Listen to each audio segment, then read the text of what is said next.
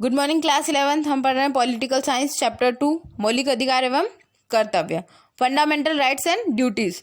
तो इस विषय में डॉक्टर भीमराव अंबेडकर ने क्या कहा हम यहाँ पढ़ेंगे। यदि कोई मुझसे पूछे कि संविधान का वो कौन सा अनुच्छेद है जिसके बिना संविधान शून्य प्राय हो जाएगा, तो मैं इस अनुच्छेद 32 को छोड़कर मैं किसी और अनुच्छेद की ओर संकेत भी नहीं कर सकता। यह तो संविधान की हृदय और आत्मा है, यानी कि जो अनुच्छेद 32 है मौलिक अधिकार एवं कर्तव्य, यह संविधान के हृदय और आत्मा है, ऐसा डॉक्टर भीमराव अंबेडकर ने कहा है। अब हम आगे बढ़ेंगे। मनुष्य स्वभाव से एक सामाजिक प्राणी है, तो अपनी आवश्यकताओं की पूर्ति के लिए वो समाज पर ही निर्भर रहता है जब वो एक सामाजिक प्राणी है तो। और वो एक विवेकशील प्राणी भी है। वो अपनी भौतिक आवश्यकताओं की पूर्ति से संतुष्ट नहीं होता है। जो उसकी भौतिक आवश्यकताएं होती है वो उससे संतुष्ट नहीं होता है। उसे मात्र जीवन नहीं जीना, उसे एक अच्छे से जीवन जीना है। वह अपनी क्षमता तथा प्रतिभा के विकास का आकांक्षी होता है। इस विकास के लिए उसे कुछ स्थितियों और सुविधाओं की आवश्यकता होती है जिसे हम अधिकार कहते हैं। तो लास्की के अनुसार लास्की ने क्या कहा, अधिकार सामाजिक जीवन की वे परिस्थितियां हैं जिसके बिना मनुष्य अपना पूर्ण आत्मविकास नहीं कर सकता। और अर्नेस्ट बार्कर के विचार से अधिकार न्याय की उस सामान्य व्यवस्था का परिणाम है जिस पर राज्य और उसके कानून आधारित होते हैं। जबकि डी रिची के अनुसार अधिकार यह संकेत देते हैं कि कोई व्यक्ति दूसरे से क्या मांग कर सकता है, यानी कि कोई व्यक्ति दूसरे से क्या डिमांड कर सकता है। यह शर्त है कि उसे समाज की मान्यता प्राप्त हो।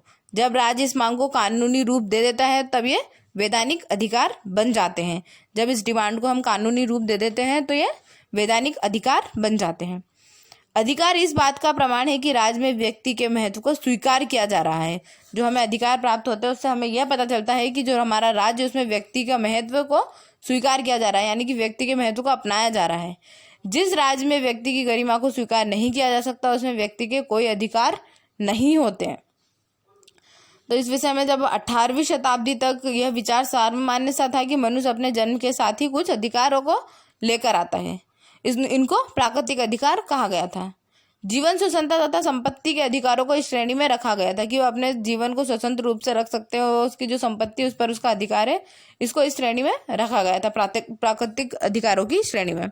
यह माना गया है कि राज्य इन अधिकारों में हस्तक्षेप नहीं कर सकता था। जो राज्य होता था वो इनके जो प्राकृतिक अधिकार थे उसमें कोई हस्तक्षेप नहीं कर सकता था।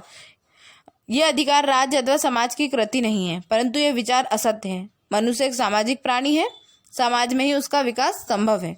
अर्थात मनुष्य के आत्मविकास के लिए जिन परिस्थितियों की आवश्यकता है वो केवल समाज में ही उपलब्ध हो सकती है। समाज विहीन मनुष्य को तो अपने जीवन की रक्षा करने में भी समर्थ नहीं होता है, यानी कि जो समाज से अलग रहेगा कोई मनुष्य तो वो अपने जीवन की भी रक्षा नहीं कर सकता। अतएव यह स्पष्ट है कि अधिकारों का तात्पर्य केवल उन परिस्थितियों से हो सकता है जो संगठित जीवन में ही संभव है। अर्थात अधिकारों का जन्म केवल तभी हो सकता है जब व्यक्ति तथा व्यक्ति के मध्य संबंध स्थापित हो चुके हों। कब अधिकारों का जन्म हो सकता है? जब व्यक्ति तथा व्यक्ति के मध्य संबंध स्थापित हो चुके हों।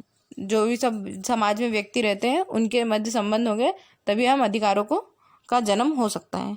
आगे हम पढ़ेंगे मौलिक अधिकारों का स्वरूप, नेचर्स ऑफ फंडामेंटल राइट्स। तो मौलिक अधिकारों का आशय उन अधिकारों से है जो संविधान द्वारा सुरक्षित होते हैं, जो हमारे संविधान में लिखे गए हैं और जो संविधान द्वारा सुरक्षित होते हैं।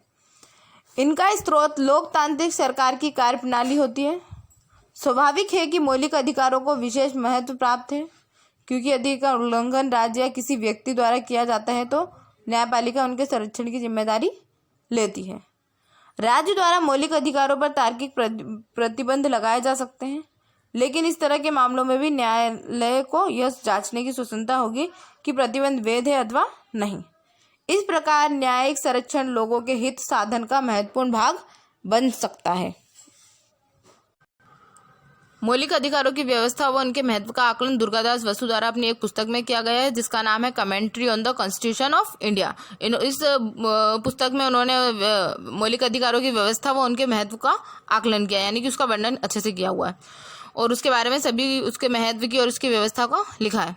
दुर्गादास बसु ने लिखा है कि जहाँ एक सामान्य अधिकार का परिरक्षण देश की सामान्य विधि द्वारा किया जाता है, वहीं मौलिक अधिकारों का परिरक्षण राज्य के संविधान द्वारा किया जाता है। मौलिक अधिकार ऐसे अधिकार हैं जिसमें किसी व्यक्ति को राज्य के विरुद्ध अधिकार प्राप्त होते हैं। इसका सीधा आशय ये हुआ कि मौलिक अधिकार राज्य को भी आबद्ध करते हैं, आबद्ध यानी कि बांधते हैं। मूल अधिकारों पर कार्यपालिका, व्यवस्थापिका और न्यायपालिका आक्रमण नहीं कर सकते। इसके लिए संविधान में व्यापक प्रबंध किए गए हैं। जो हमारी कार्यपालिका है और व्यवस्थापिका है और हमारी न्यायपालिका, ये हमारे जो मौलिक अधिकार है, मूल अधिकार, उस पर आक्रमण नहीं कर सकते। इसके लिए जो हमारा संविधान है उसमें व्यापक प्रबंध किए गए हैं। यदि कार्यपालिका का कोई निर्णय, यदि जो कार्यपालिका ने कोई निर्णय लिया है या विधायक ने जो कोई कानून बनाया है वो कानून हमारे जो मौलिक अधिकार है उसको कम करता है या उसको वापस लेता है, तो ऐसे में हम जो न्यायालय द्वारा उसे अवैध घोषित किया जा सकता है। जो भी कानून विधायिका द्वारा बनाया गया है या कोई भी निर्णय जो कार्यपालिका द्वारा लिया गया है, इससे हमारे मौलिक अधिकार कम होते हैं या वे हमारे मौलिक अधिकार लेते हैं, तो हम इसे न्यायालय द्वारा अवैध घोषित कर सकते हैं।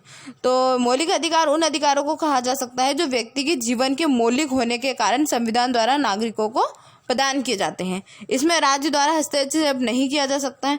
ये ऐसे अधिकार है जो व्यक्तित्व के पूर्ण विकास के लिए आवश्यक होते हैं, जो व्यक्तित्व के विकास के लिए आवश्यक होते हैं, जिनके अभाव में मनुष्य अपना विकास नहीं कर सकता। तो प्रोफेसर तपन विस्वाल ने निम्नलिखित कारणों से इन अधिकारों को मौलिक माना है। जो हमें हमारे अधिकार, इनको मौलिक क्यों माना है, तो इसके कुछ कारण हैं, यहाँ हम पढ़ेंगे। इन अधिकारों को मौलिक इसलिए कहा जाता है क्योंकि इन्हें देश के संविधान में स्थान दिया गया है। जो हमारा देश के संविधान है उसमें से स्थान दिया गया है इन अधिकारों को। संविधान में संशोधन की प्रक्रिया को छोड़कर व्यवस्थापिका द्वारा इनमें किसी प्रकार के संशोधन तभी किया जा सकता है जब संशोधन से संविधान की मूल संरचना प्रभावित न होती हो। जैसे कि अभी हमने ऊपर पढ़ा, जिससे हमारे मौलिक अधिकार कम ना होते हो या इससे हमें कोई अधिकार हमारा वापस न दिया जाता हो, तभी हम इसमें संशोधन कर सकते हैं। यह अधिकार व्यक्ति के प्रत्येक पक्ष के विकास के लिए आवश्यक है। इसके अभाव में व्यक्ति के व्यक्तित्व का विकास अवरुद्ध हो जाएगा, यानी कि रुक जाएगा। इन अधिकारों का उल्लंघन नहीं किया जा सकता। मौलिक अधिकार न्याय योग्य हैं। इनका उल्लंघन होने पर व्यक्ति सीधे सर्वोच्च न्यायालय या उच्च न्यायालय की शरण ले सकता है। आगे हम पढ़ेंगे अधिकारों का महत्व। अपने विकासार्थ आवश्यक सुविधाएं व्यक्ति को केवल समाज द्वारा प्रदान की जा सकती हैं। अंग्रेज विद्वान मेकल के अनुसार अधिकार सामाजिक हितार्थ कुछ लाभदायक परिस्थितियां हैं जो मनुष्य के यथार्थ के विकास के लिए आवश्यक है। जो अधिकार है वो हमारे सामाजिक हितार्थ के लिए आवश्यक है। कुछ परिस्थितियां हैं जो ऐसे जो हमारे विकास के लिए आवश्यक होती है, जिन्हें हम अधिकार कहते हैं। सभ्यता के विकास के साथ साथ मनुष्य के विकास के लिए भी आवश्यक सुविधाएं होनी चाहिए। पूर्णतः विकसित और मध्य सभ्य समाज उसी को कहा जाएगा जिसमें कि प्रत्येक मनुष्य के विकास के लिए कुछ आवश्यक सुविधाएं उपस्थित हो। हम एक सभ्य समाज उसी को कह सकते हैं जिसमें मनुष्य के विकास के लिए कुछ आवश्यक सुविधाएं उपस्थित हो। विकास से तात्पर्य शारीरिक तथा मानसिक विकास दोनों से है। प्राचीन समाज में जबकि सभ्यता का पर्दापरण नहीं हुआ था, प्रत्येक व्यक्ति अपने बाल बच्चों की प्राण रक्षा से मतलब रखता था। वो सिर्फ अपने बच्चों की प्राण रक्षा से मतलब रखता था। अन्य व्यक्तियों से अपनी रक्षा करने के लिए उसे सिर्फ अपनी शक्ति का ही संबल था। वो मगर यदि उसे किसी और अन्य से रक्षा करनी है अपनी, तो वो सिर्फ अपनी शक्ति पर ही संबल था, यानी कि निर्भर था। परंतु सभ्यता की वृद्धि के साथ साथ मनुष्य के प्राणों की रक्षा, उसकी संपत्ति की रक्षा आदि काम का समाज तथा राज्य ने ले लिए हैं। जो हमारे कुछ ऐसे काम हैं, जो हमारे अधिकार है, वो राज्य ने ले लिए हैं इसकी सुरक्षा का काम। जैसे हमारी प्राणों की रक्षा हुई, हमारी संपत्ति की रक्षा हुई, वो जो हमारे और भी काम है वो समाज तथा राज्य ने ले लिए हैं। समाज का अर्थ व्यक्तियों के मध्य संबंध से है। इस संबंध के फलस्वरूप प्रत्येक व्यक्ति समाज के सम्मुख कुछ मांगे रखता है, डिमांड्स रखता है। हर व्यक्ति समाज के सम्मुख कुछ डिमांड्स रखता है, अपनी कुछ मांगे रखता है। वह अपने विकास के लिए कतिपय सुविधाओं की मांग करता है। वो अपने जो उसका विकास है उसके लिए सुविधाओं की मांग करता है, परंतु ये मांगे ऐसी होना चाहिए जिससे कि अन्य व्यक्तियों का अहित ना हो। वो ऐसी मांगे करना चाहिए जिससे किसी व्यक्ति को हानि ना पहुंचे। इसलिए प्रत्येक मांग को समाज द्वारा स्वीकृति प्राप्त होना आवश्यक है। बिना इसके वह अधिकार नहीं कहला सकती। यदि उसे समाज द्वारा स्वीकृति प्राप्त नहीं है तो हमसे मांग नहीं कह सकते। यदि मांग समाज द्वारा स्वीकृत नहीं की जाए तो अधिकार नहीं है। यदि उस मांग को समाज द्वारा स्वीकृत नहीं किया जा सकता तो वह मांग नहीं है। जब कोई मांग समाज द्वारा स्वीकृत हो जाती तभी उसके पीछे समाज की समस्त नैतिक शक्तियां हो जाती हैं, यानी कि तभी उसे हम अधिकार का रूप धारण कर लेती है वो। इसीलिए अधिकार प्रत्येक व्यक्ति के लिए एक सा होना चाहिए। समानता अधिकार का मूल है। यदि यह न हो तो अधिकारों का कोई मूल्य या महत्व नहीं है। मांग के पीछे समाज की स्वीकृति न होने पर केवल एक ढंग से पूरी की जा सकती है, वो है बल। बल का प्रयोग द्वारा हम उस दशा में किसी व्यक्ति का अधिकार उसकी शक्ति होती है। आगे हम पढ़ेंगे भारतीय संविधान में मौलिक अधिकार, fundamental rights in the Indian constitutions. व्यक्ति और राज्य के पारस्परिक संबंधों की किसी अध्ययन में अधिकारों का उल्लेख होना अनिवार्य है। शांत और व्यवस्थित जीवन बरकरार रह सके, इसके लिए आवश्यक है कि व्यक्ति के जीवन पर राज्य का नियंत्रण बना रहे। यदि हम कुछ शांत और व्यवस्थित जीवन जीना चाहते हैं तो ये जरूरी है कि हमारे ऊपर राज्य का नियंत्रण रहे, परंतु इसी के साथ राज्य की शक्ति को परिसीमित कर देना भी वांछनीय है, ताकि राज्य मनमाने तरीके से आचरण करते हुए व्यक्ति की स्वतंत्रता और अधिकारों का अतिक्रमण न कर सके। परंतु इसी के साथ मौलिक अधिकारों पर भी संविधान समुचित प्रबंध लगाता है। जो हमारे मौलिक अधिकार है उस पर भी कुछ प्रबंध लगे हुए हैं। डॉक्टर भीमराव अंबेडकर ने क्या लिखा हम देखेंगे। डॉक्टर भीमराव अंबेडकर ने लिखा है कि हमने यह व्यवस्था नहीं की कि संविधान में निर्बाध मौलिक अधिकार प्रदान करके सर्वोच्च न्यायालय से आशा करते हैं कि वह पुलिस सिद्धांत का सहारा लेते हुए संसद की सहायता करें। हमने तो संविधान में राज्य को प्रत्यक्ष यह अनुमति प्रदान की है कि वह मौलिक अधिकारों पर प्रत्यक्ष प्रतिबंध लगा सके, कि यानी कि वो हमारी उसकी अनुमति प्रदान की है। हमने तो संविधान में राज्य को प्रत्यक्ष यह अनुमति प्रदान की है कि वह मौलिक अधिकारों पर प्रत्यक्ष प्रतिबंध लगा सकती है। वो उसे राज्य को यह अनुमति दे दी है कि वो अधिकारों पर प्रतिबंध लगा सकती है। मौलिक अधिकारों को लोकतंत्र का आधार स्तंभ माना गया। जो हमारे मौलिक अधिकार है उसे हमने लोकतंत्र का स्तंभ माना है। यह देश के राजनीतिक जीवन में सरकार की तानाशाही स्थापित होने से रोकने के लिए परम आवश्यक है। मौलिक अधिकार व्यक्ति की स्वतंत्रता और सामाजिक नियंत्रण के बीच उचित समन्वय की स्थापना करते हैं। मौलिक अधिकारों को संविधान में स्थान देने से इनकी पवित्रता और बढ़ जाती है। इससे उन्हें साधारण कानून से अधिक उच्च स्थान प्राप्त हो जाता है। नागरिकों के मौलिक अधिकार मानवीय स्वतंत्रता के मापदंड और संरक्षण दोनों हैं। इस कारण उनका अपना मनोवैज्ञानिक महत्व है। आज के युग में कोई देश इनकी उपेक्षा नहीं कर सकता। तो ये हमारे भारतीय संविधान में मौलिक अधिकार थे, fundamental rights in the Indian constitutions. आगे हम पढ़ेंगे मौलिक अधिकार व्यवस्था की प्रमुख व्यवस्थाएं। Main features of system of fundamental rights. भारतीय संविधान में मौलिक अधिकारों की व्यवस्था अमेरिका के संविधान से ली गई है। जो हमारे संविधान है ये कौन से मौलिक अधिकार, इसकी व्यवस्था हमने अमेरिका से लिए, अमेरिका के संविधान से लिए है।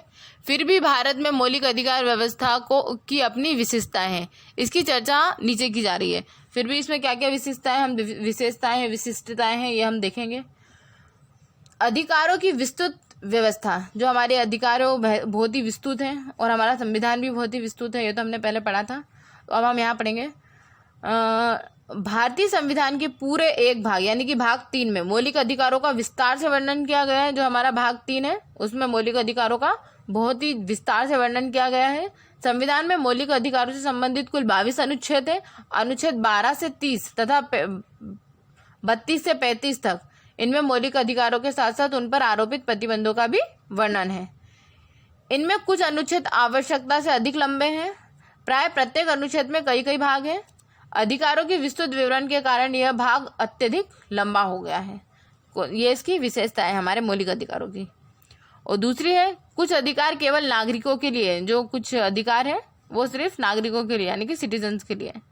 निम्नांकित अधिकार मात्र भारतीय नागरिकों को प्रदान किए गए। जो हमारे भारतीय नागरिक उनको कुछ अधिकार प्राप्त किए गए हैं।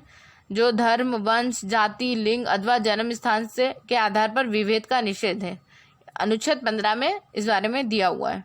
और अनुच्छेद 16 में दिया है सार्वजनिक नौकरियों में अवसर की समानता और अल्पसंख्यकों के शैक्षणिक एवं सांस्कृतिक अधिकार। जो अल्पसंख्यक के शैक्षणिक और सांस्कृतिक अधिकार ये अनुच्छेद 29 और 30 में दिया हुआ है। व्यवसाय या भारत के किसी भी भाग में निवास या आगमन की स्वतंत्रता। हम व्यवसाय किसी भी देश में कर सकते हैं। मतलब भारत के किसी भी भाग में हम निवास कर सकते हैं, रह सकते हैं और आवागमन कर सकते हैं कि आ जाने की हमारे पास स्वतंत्रता है। यह अनुच्छेद 19 है। कुछ अधिकार भारतीय नागरिकों तथा भारत भूमि पर निवास कर रहे विदेशी दोनों को प्राप्त हैं। विधि के समक्ष समानता और विधि का समान संरक्षण। अनुच्छेद 14। दूसरा है पूर्व प्रभाव से लागू विधियों से सुरक्षा। अनुच्छेद 20। और शोषण के विरुद्ध अधिकार। अनुच्छेद 23 और 24। धर्म की स्वतंत्रता है सभी को। यह अनुच्छेद 25 में दिया हुआ है। किसी धर्म विशेष के विकास के लिए एक कर अदायगी से छूट है। अनुच्छेद 27। और संवैधानिक उपचारों का अधिकार है, अनुच्छेद 32। तीसरा है मौलिक अधिकार प्रतिबंधों के अधीन है, प्रतिबंधों के अधीन है। भारतीय संविधान में उल्लेखित मौलिक अधिकार असीमित नहीं है, इन पर संविधान द्वारा प्रतिबंध लगाए गए हैं। जैसा अभी हमने पहले पढ़ा था, इसमें संविधान द्वारा प्रतिबंध लगाए गए हैं। प्रत्येक मौलिक अधिकार पर पृथक पृथक प्रतिबंध आरोपित किए गए हैं। सामान्यतः मौलिक अधिकारों को सार्वजनिक व्यवस्था, नैतिक सदाचार आदि के अधीन किया गया है। आगे हमारा चौथा पॉइंट है, मौलिक अधिकार व्यवहारिकता पर आधारित है। जो हमारे मौलिक अधिकार है वो व्यवहारिकता पर आधारित है। इसकी व्यवस्था इस प्रकार से की गई है कि सामान्य से सामान्य आदमी भी इसका लाभ उठा सके। ये व्यवहारिक है, इसलिए कोई भी सामान्य आदमी इसका लाभ उठा सकता है। आगे हम संविधान द्वारा प्रदत्त मौलिक अधिकार अगली कक्षा में पढ़ेंगे। धन्यवाद।